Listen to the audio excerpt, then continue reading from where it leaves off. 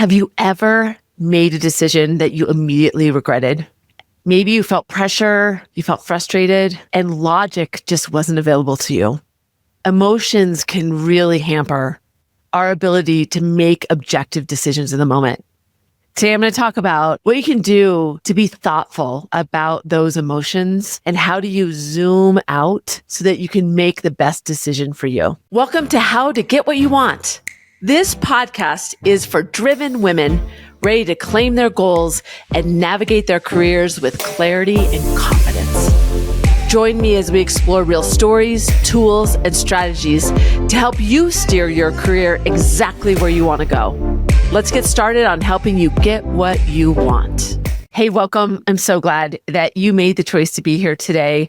I pick topics that are either what my clients are talking about or what I teach in the workshops. And I've been working on one of my workshops around emotional agility. And so talking about emotion is really a big deal because we believe that our decisions are logic-based.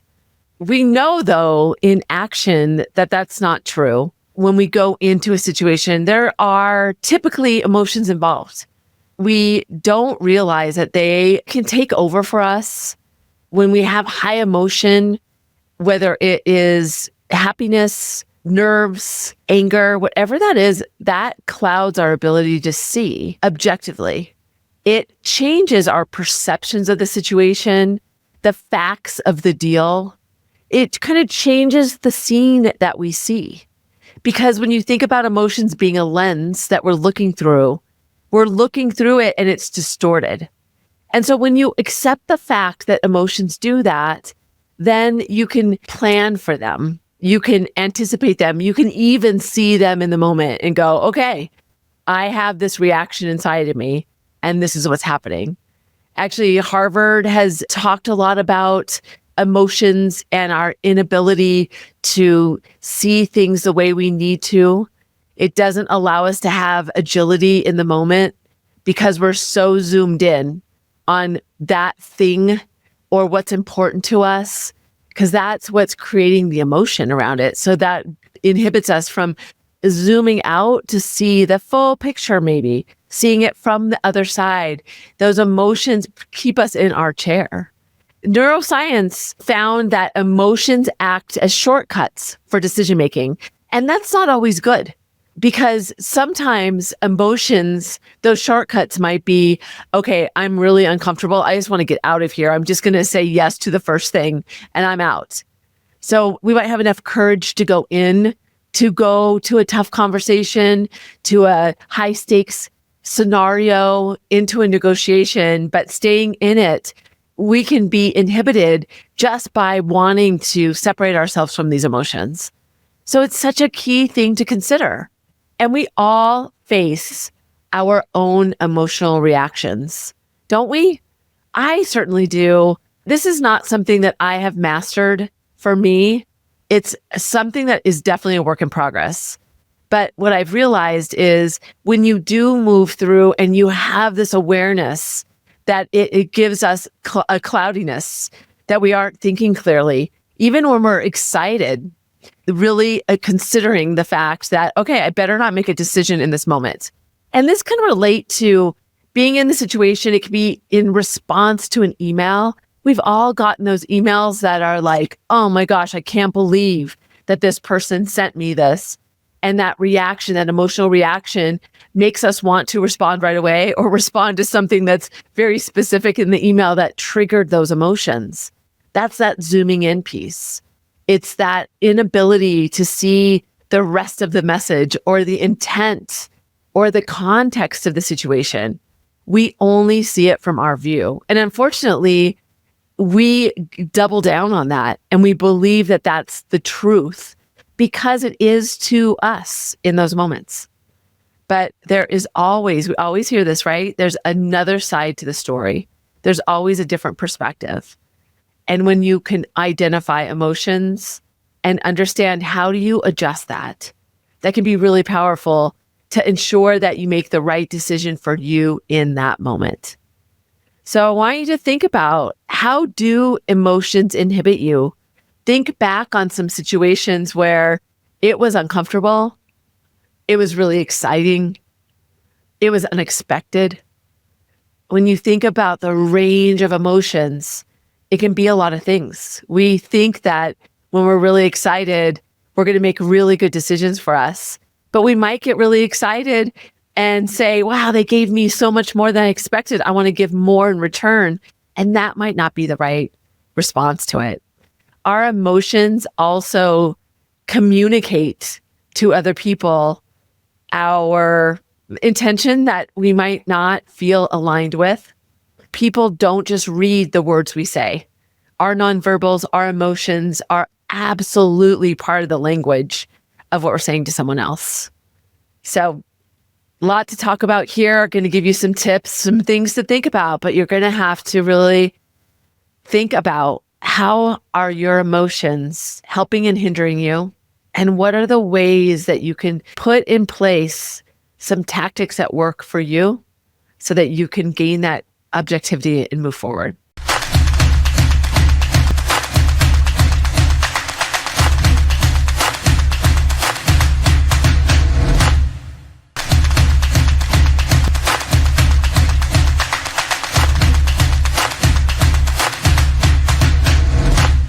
I have such a wide example set of emotions being played against me, with me, inhibiting me. I want to share one. I remember I was with a partner of a consulting firm, and he and I were meeting another potential big client for the first time, and we secured this meeting. It was a big deal. This guy doesn't really have that much time on his calendar, and seeing a new vendor and kind of getting quote unquote sold to was probably not his top priority. The conversation was just to get to know one another. So we were talking and some technology topics came up, and the partner that I was with disagreed with the person that we were meeting. And so they started talking, and it became a little bit not heated, but definitely emotional, because they both had a very strong opinion, different sides to the technology that they were discussing. You know, they had different experience, different exposure to it. Some of it was related to courses that they had taken. So they both felt they were experts on this topic. And it was really interesting because from my perspective, I could see it was like this one would say, you know, make this point, and then it was almost like the other person had to combat that and agree or disagree and kind of keep going. So it became this really focused area. I was trying to actually change the topic and get them to move on to something else because I could tell it was a little bit uncomfortable for me to watch. And it was funny because they just both kept going right back to that topic and wanting to kind of end it so that one won and one didn't. We walked out, and I'll have to give credit to this partner that I was with because he immediately said, oh my gosh, I had no self-awareness in the moment. I got really stuck in that conversation and I forgot where we were. I forgot that we were trying to build this relationship. I'm so mad at myself right now because that was not the best way to build a relationship. And we never did work with that person. I think that really did inhibit our ability to build trust with that person because he felt like he was attacked, and it probably stirred up emotion in him, which made it a memorable experience, we'll just say. So it was interesting. I really appreciated that partner that I was with had that reaction because it, first of all, made it so I didn't have to tell him, because I would definitely tell him like that was not okay. You got engulfed in it. And I think that happens to us a lot sometimes when our emotions are really high, especially like right after the moment. It's even hard for us to see it objectively until those emotions subside. So the fact that he was able to do that right as we were walking out and kind of put his head down, I really was respectful of him in that moment. So what I would say differently, I would tell him before we walked in, remember, we're building the relationship. Remember what our goal is here. And that reminder can help you really think about how do you keep that in check and knowing what the outcome is. I remember so many times, I had a peer that I talk about a lot. His name is Dan. And he really he knew my buttons. He knew what to press. And I remember we were working together. This didn't happen very often. And we were negotiating with a potential client. And Dan would always just be very domineering in the conversation. So he would ask the questions and he was kind of leading the negotiation, which was just annoying to me because it was Dan. And so I was becoming really annoyed by him. And so some of the things that I was pointing out was countering a little bit of Dan, and we were on the same team. But in those moments, I was really emotional about and really angry and frustrated. And so I was trying to get even with or make him feel the same kind of emotion, almost wanting to gift it to him so that I could get rid of it for myself.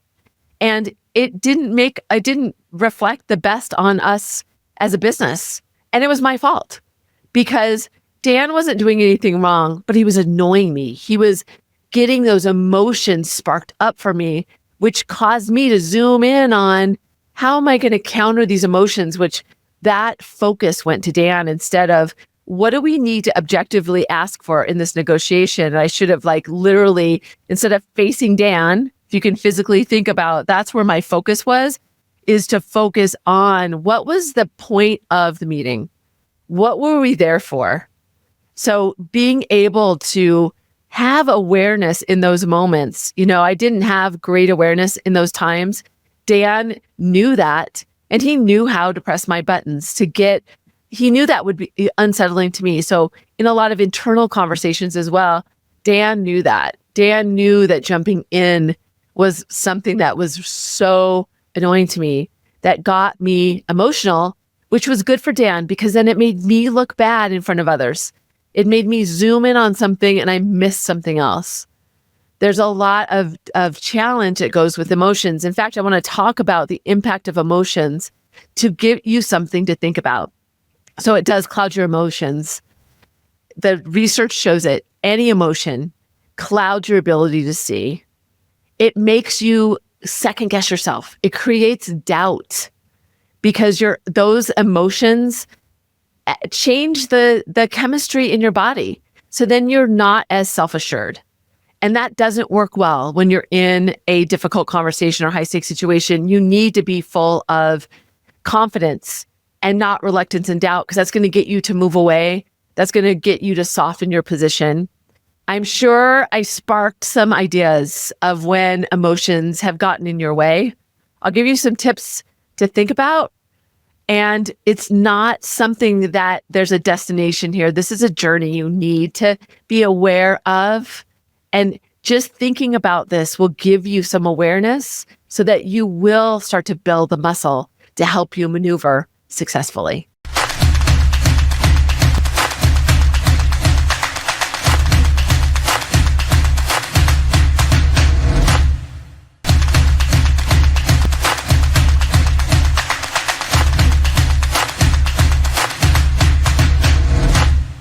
We all have our own relationship with our emotions, don't we?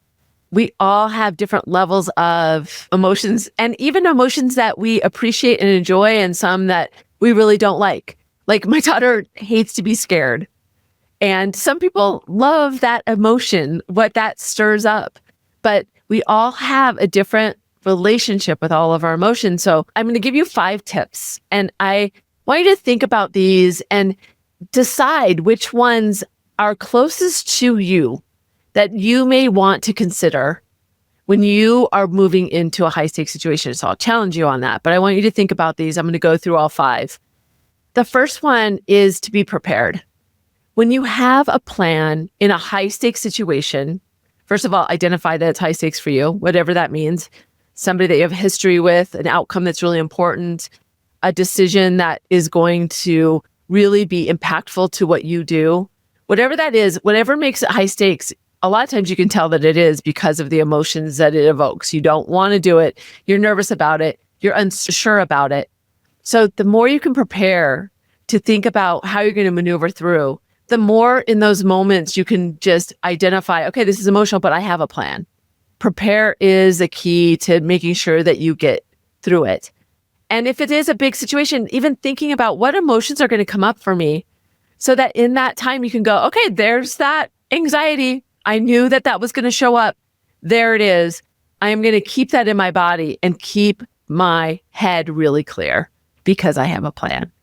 Looking at your calendar, this would be the tip for you. Look at your calendar, decide what's high stakes, and get really prepared for how you're going to maneuver through. The second one is to always ask for time before making a decision. My friend Michael is a lawyer. He does business deals. He's just a seasoned negotiator. And he goes, that is my table stakes. I always ask for time, even if it's, I want to offer you this amazing position. It's double what you are asking for. It's all these benefits. Still ask for time to think about it, because even those excited emotions can cloud you. When you say yes right away, that makes the other person realize that they probably gave you an offer you couldn't refuse, and that's not great for the relationship. Make it a best practice, Michael always says, to always ask for time and ask for permission. Say, hey, do you mind if I take just an hour?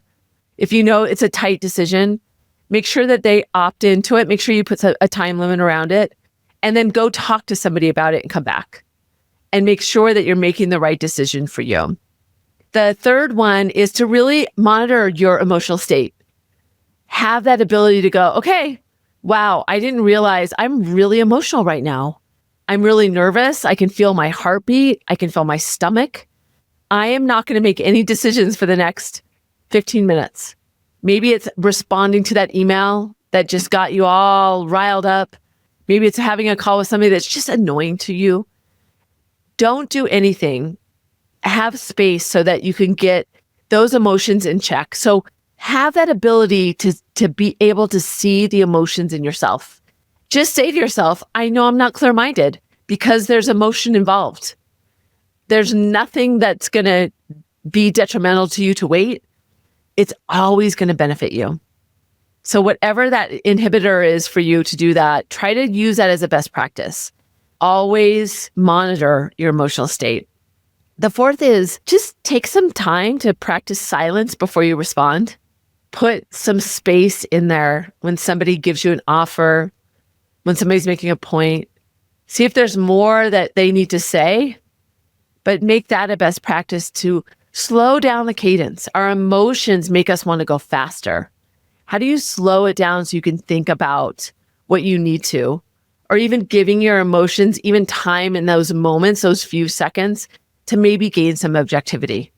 So think about pausing, take a breath, count to 5. Just be cognizant that there is emotion at play, because you may just have to work through them, but learning that practice, that meditation in that moment to be able to kind of slow it down. And then the last one is recognizing that emotion is a tactic that others might use against you. Anger and surprise are two emotions that we just automatically react to. Having awareness around what emotions are coming towards you and what gets in your way. Maybe somebody being really sad. If you have to give them difficult feedback and they get emotional and cry, you might say, no, never mind. You want to get their emotion back objective. And so being aware of that and saying to yourself, okay, there's their emotion. That's okay. I'm not going to own it. I'm going to let them keep it. It's a great best practice to try to get them to be objective as well. So what can you do to help them in their emotional state if that benefits you? Getting them more objective, because when they get emotional, they're not as clear. But people use emotion. They learn to use emotion and it works for them. So they do it over and over again. So being aware of that. So the first one is prepare to be objective. The second one is take time, ask for time before making your final decision. The third is get used to monitoring your emotional state. The fourth is pause before responding. How do you change the cadence in the moment? And then the fifth is to recognize the emotions coming at you. Understand that people use that as a tactic, but also seeing it so that it doesn't change your game. A lot of tips. I really want to challenge you to think what is going to work for you. It's important to understand that we have a different relationship with the emotions that we live with every day. So how are you going to take some of these tips, try them out for size, and start building that muscle memory to help you in those moments so that your emotions don't take over.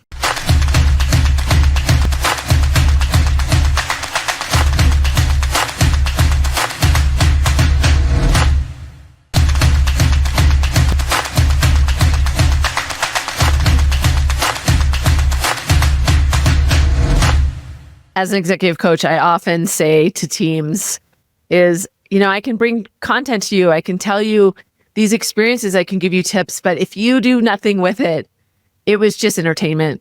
And it's not helpful. So what are you going to take from this today? What did you learn about your emotional state? I want you to think back on a situation where emotions got in your way. And I'll tell you, even thinking back on some of these things is not always a pleasant experience because you're not always happy about the outcome. But when you think about those and you consider, what could I have done differently? What went well? What could I have done differently? And recognizing what emotions got in your way, was it triggered by something? Was it triggered by something you did, by somebody else? So take a look at something that has occurred for you where emotions inhibited you and didn't get you the outcome you needed. Maybe you ran too fast. You wanted to get out of it. And that happens a lot. People will face that difficult conversation, that high stakes scenario, but as soon as they get one thing out of it, they're quick to go because we want to sometimes alleviate that emotional state where we need to live in it. One thing that I always do is I think about my logics living in my head, that plan that I have. And when I feel those emotions, I really think about, let's let them stay in my body and let my mind be creative, a problem solver, objective, tough sometimes. And it can be tough to move through. And you might evoke emotion in others. That's another thing to really be cognizant of. Maybe you surprised somebody by having a difficult conversation and they got angry. And you want to make sure that you aren't counter-triggered by that, which makes you dilute what your agenda is in that moment. Emotions are tough. And like I mentioned at the beginning, there's something that we have to face, but they're the thing that we don't want to a lot of the times. And that realization for me that even great emotions, happy emotions, excitement, and all of those things are also clouding to us. So one best practice I always use is waiting and asking for time before making a decision, even if I'm like jumping for joy. Just say, hey, listen, I just need to run this by my partner, this other person, or I just want time to really think about this. Is a big decision for me. They'll respect it if they really want you. So give yourself what you need to honor your emotions, but not let them take the microphone. I'm so glad you made the choice to be here. If there's somebody that you know that needs to hear this message, send it to them. It's a win-win. It helps them understand that your investment in them is saying, hey, listen, I think you would benefit from this. I'd love for you to join the newsletter where I continue the conversation, the Adopting a Negotiator Mindset. Go to negotiationlove.com and sign up today. So glad you made the choice to be here because negotiation is more than a skill, it's a mindset. And it starts by figuring out what you need to do to change your own mindset. I'm Susie. Until next time.